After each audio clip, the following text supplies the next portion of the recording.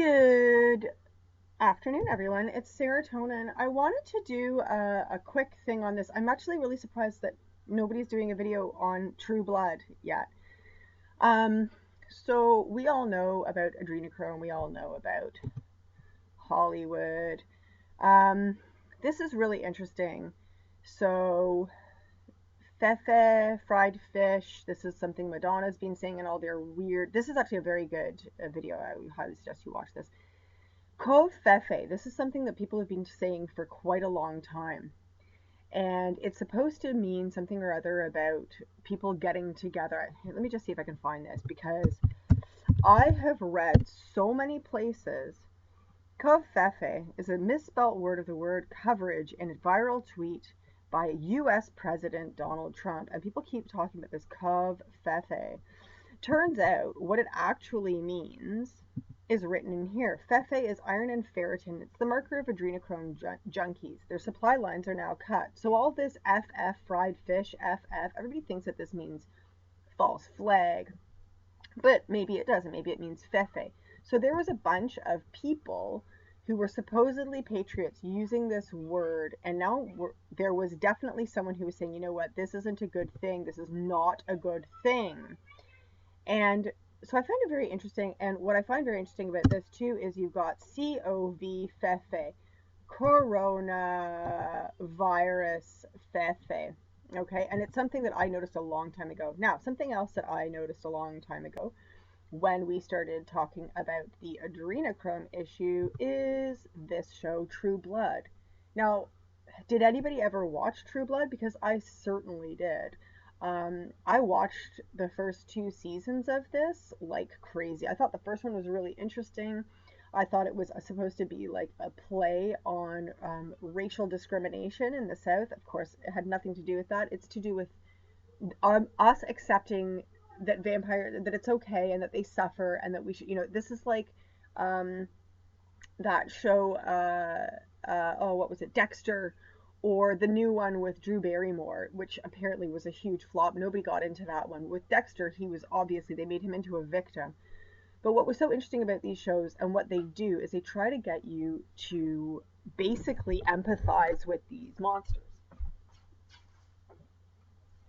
And with Dexter, they get into this whole thing where he's so damaged that he's asexual and all this kind of stuff. And then suddenly by season 3 or something, he's turned into like this total like sex crazy guy because he's finally met the right woman.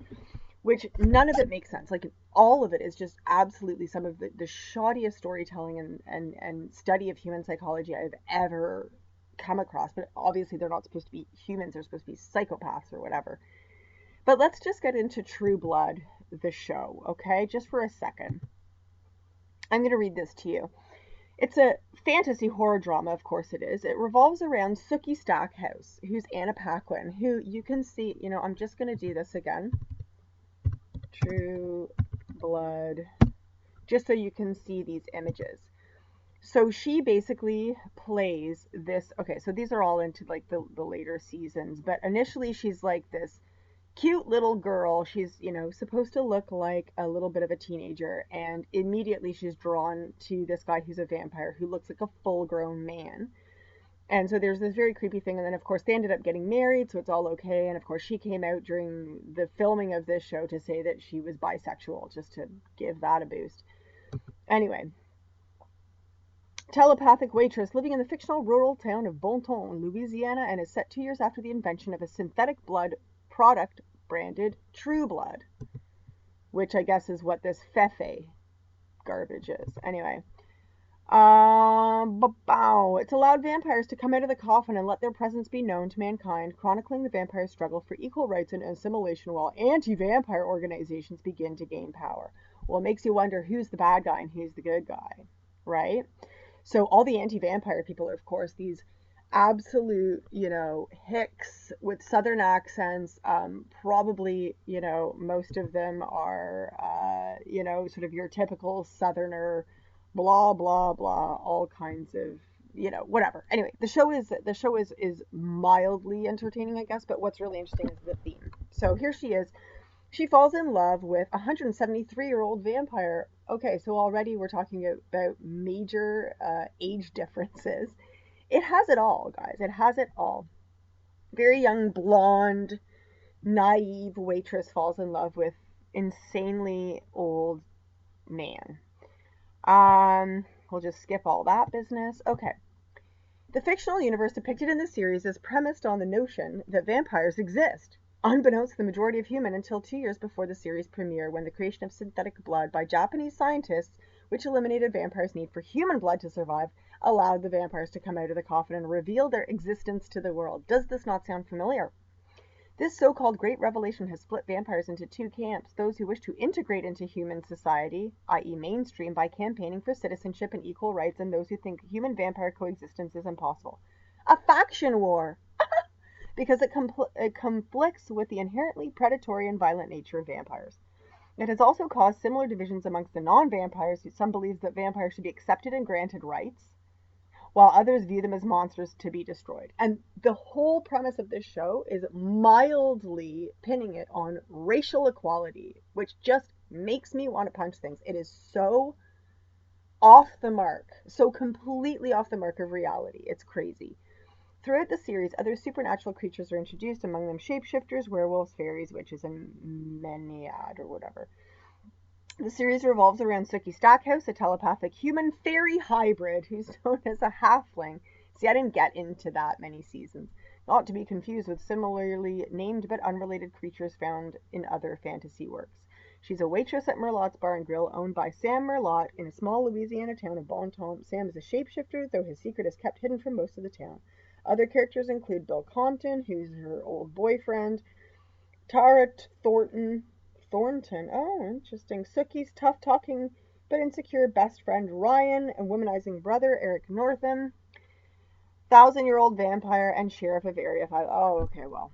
Okay, so the show explores several contemporary issues such as struggle for equal rights, discrimination, violence against minorities and homosexuals, the problems of drug addiction, the power of faith and religion, the control and influence of the media, the quest for identity, and the importance of family. I'm going to leave it right there.